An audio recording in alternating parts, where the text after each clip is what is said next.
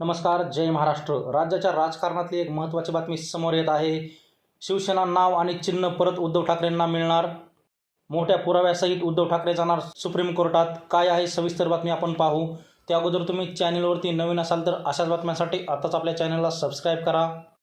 शिवसेना आणि धनुष्यबाण दिल्याबद्दल एकनाथ शिंदेंनी नरेंद्र मोदी आणि अमित शहांचे आभार मानले आहेत.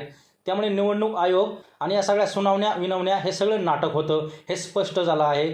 चोराने स्वतःच्या तोंडाने कबुली दिली असून सर्वोच्च न्यायालयामध्ये हा मोठा पुरावा झाला आहे आणि आता या गुन्ह्याची शिक्षा दिलीच पाहिजे असे सांगत शिवसेना प्रमुख उद्धव ठाकरे यांनी काल भाजप आणि एकनाथ शिंदेंना फोडून काढले.